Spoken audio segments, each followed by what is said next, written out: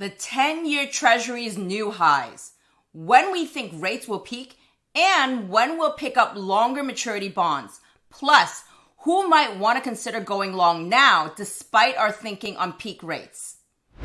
Hello, members and super savers. I hope you're having a good week. And what a few days it's been. Kevin McCarthy was ousted as Speaker of the House just as we wrapped up taping this video. So we had to go back and see where we could fit him in. So here he is right at the very beginning. On a serious note though, we did actually go back to redo parts of this video for Kevin McCarthy. He'll come up later again because his removal as House Speaker further supports our thinking on the road ahead for even higher rates. So these are the three heavy but important topics that I'll be covering in today's video, because as usual, there's some of the top bond questions you've sent our way recently. And also as usual, here's our front of video disclaimer. For a detailed disclaimer, please refer to the end of this video. Let's dive in now, folks. This was the Bloomberg headline from the end of September. 10-year yield pushed to 16-year high. And this was the one from about a week later in October. The 10-year Treasury yield hit another 16-year high. And it's not just the 10-year Treasury. In fact, yields on longer maturity Treasuries overall are on the up and up. This yellow line represents the 10-year Treasury note. This blue line represents the 20-year Treasury bond.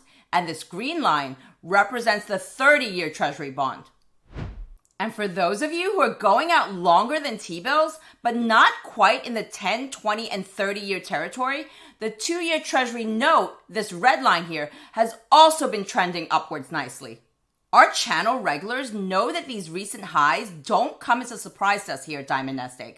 I've said time and again that rates have not peaked. It just seems like the market is now finally reacting to Fed Governor Powell's not all too new messages of higher rates for longer due to potentially stickier inflation and other factors. No wonder then that we've gotten a flurry of questions lately about whether we'll finally start picking up some fresh, new, longer maturity Treasury securities at this month's auctions. And the answer to this question is a resounding no. So let's talk now about how we came to this decision.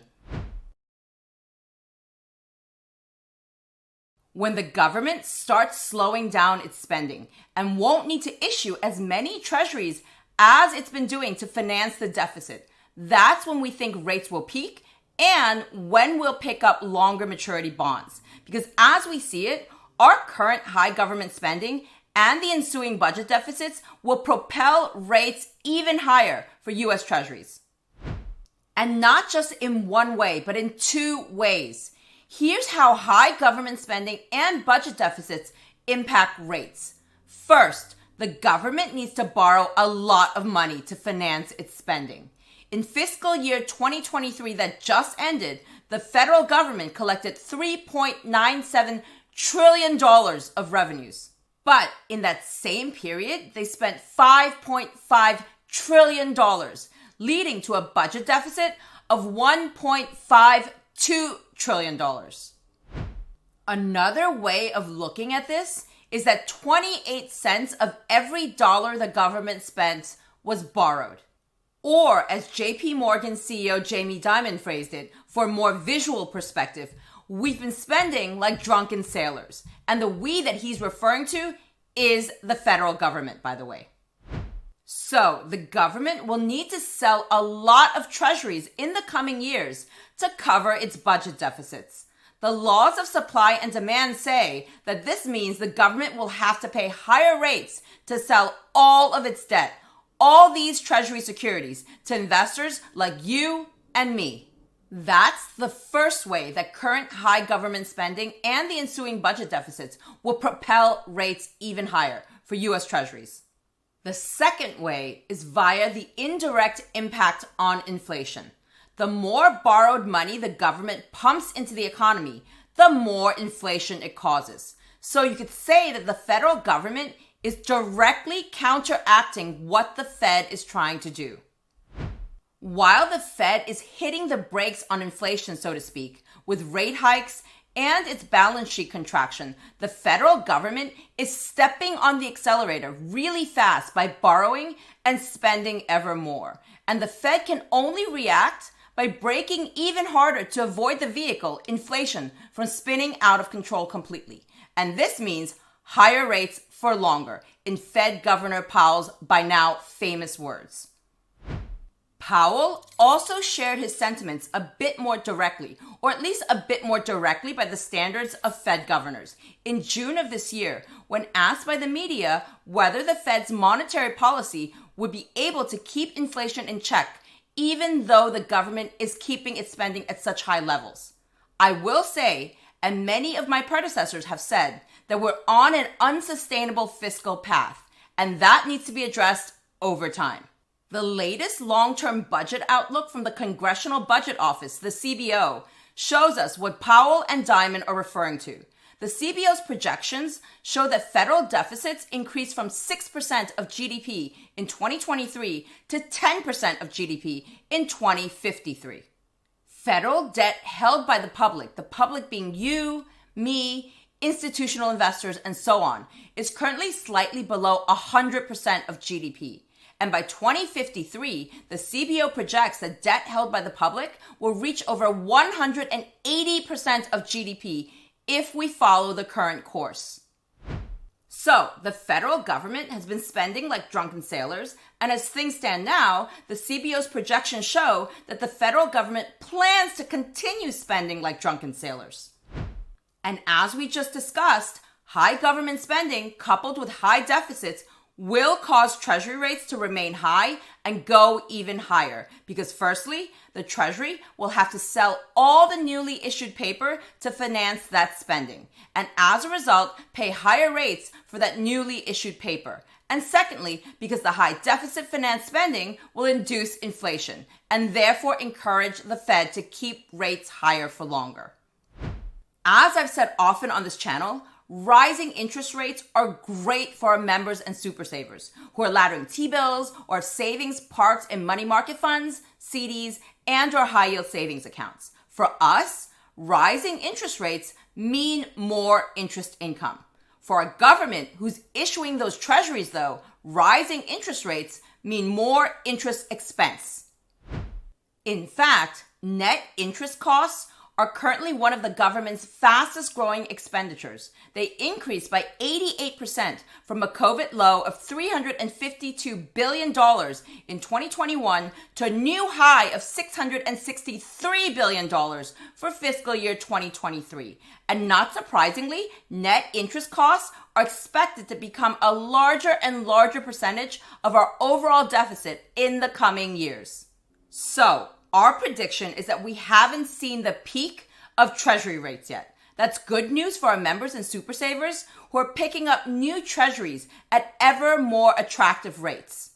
It's not great news, however, if you have to sell older Treasuries with lower coupons on the secondary market. And it's outright bad news for a government in the medium and long run because ultimately it results in higher interest costs for the government, which, by the way, also means higher costs for the American people, members, super savers, and non-super savers alike. Because remember, U.S. Treasuries are the benchmark in the market. When borrowing costs go up for the federal government, all the other borrowers out there will see rising rates as well, from mortgages through to agency, municipal, corporate, and high-yield financings.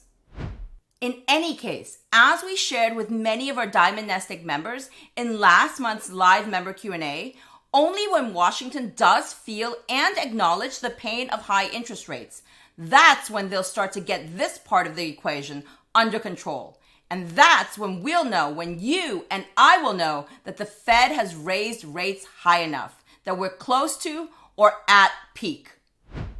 And that's also when we personally will start to consider buying longer maturity bonds. So for now, we will continue to ladder our shorter maturity T-bills as we wait for the moment when we'll call the peak for Treasury rates.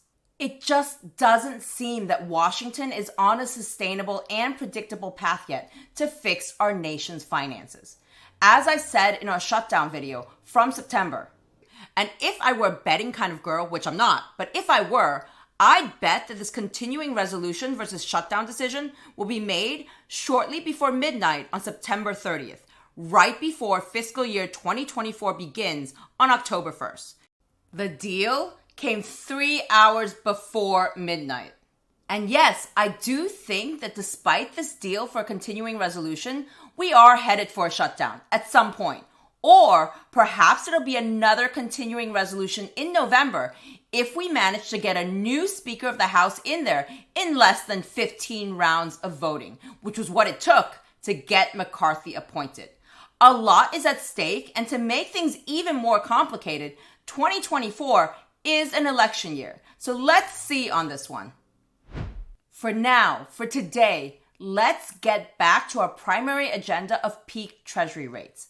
Again, I'm not a betting kind of girl, but if I were, what I would say is that the moment when we would call the peak for Treasury rates will most likely not come in 2024. Again, 2024 is an election year, and slashing spending, for the most part, does usually not go hand in hand with an election year. And here's where Kevin McCarthy's ousting comes in, as I promised you in the beginning. Let's face it, his ousting had to do with politics, of course, but at its core, it had to do with spending. Where should the government cut, and by how much? And what McCarthy's historic ousting shows is that this spending fight is and will be a long and painful one for both political parties and for us, the American people. In fact, I wouldn't be surprised if this spending war lasted several more months or even years for that matter, and that I won't be calling the peak for Treasury rates until well beyond 2024 and at a point when rates are very, very well above 6%, as I mentioned in the thumbnail to this video. In fact, the longer the spending shenanigans in Washington drag on, the higher Treasury rates may go. Stay tuned on this channel as always for more updates. So T-bill ladders, it is for us for the foreseeable future as things stand now. The only exceptions to this that I anticipate us making may be with I-bonds and TIPS, depending on where real yields end up. But I'll save those inflation index bonds for separate videos of their own. As I always say though, that's us, our financial journey. And everyone's financial journey is different, which brings us to the next section of this video. So, as many of our Diamond Nest Egg regulars know, Marcus and I don't plan on retiring for at least another decade or two. So we're coming from the perspective of we have a bit of time and the risk appetite to wait for rates to go higher. And as our members also know, because we've been talking about this for quite some time now in our member live Q&As, if Marcus and I were not in the situation that we're in, or if we had a different risk profile, I could see certain scenarios where we would consider picking up some longer dated treasuries or other types of fixed income instruments. For example, if we were closer to retirement or already in retirement, or even simpler, if we were just more risk adverse and truly afraid of missing the peak. But even if this is you, because this closer to retirement or already in retirement profile, that's where some of our members and super savers are. Even if this is you, there's nothing to say that you need to go all in at this month or even next month's auction and buy all your 2-year, 10-year, or 30-year notes and bonds in one go. In fact, going all in is never a good strategy, whether you're talking about bonds, stocks, or Vegas. I've said it before and I'll say it again. This truly is an almost generational opportunity for fixed income. I hope we have rates like this when it's our time to retire and hit the beach. So, given where rates are already and where you might be in your life, there may be a case for slowly and steadily shifting your shorter maturity T-bills to longer maturity treasuries, agencies, munis, or corporates. Basically, to start laddering and riding the rates up on the longer dated maturities, just like many of us did with T-bills last year and earlier this year. Because let's face it, no one knows when rates will peak, not even the Fed. Check out this video here to learn more about some of the different ways for diversifying your fixed income portfolio across different maturities and bond types. I've linked it as well in the video description below. And in case you are interested in adding some longer dated treasuries to your portfolio, interested in riding the wave up, here's the announcement and auction dates this month for the 3-year note. This here is for the 10-year note, and this here is for the 30-year bond. And if we scroll down, here are the dates for the 20-year bond and the 5-year tips. The 2-year note, the 5-year note, and the 7-year note. Plenty of different maturities to choose from on the Treasury auction calendar, as with every month. I've linked our how to buy Treasury videos here for those of you who are newer to us. So who's buying more Treasuries this month? And what are you buying? Drop a comment below and let everyone know. All right, members and super savers, as always, I hope you enjoyed this video and learned something new. And if you did, I'd love to invite you to continue to support our channel through membership so that we can keep producing one-of-a-kind, sponsorship-free videos for a super saving community. Join our growing number of super saver members and get your questions answered in our next live member Q&A on October 27th at 5:30 p.m. Eastern Time. And check out our latest member videos. To learn more about Diamond NestEgg membership, visit our channel page or the join link in the video description below. See you again very soon with more brand new wealth building content for your financial journey.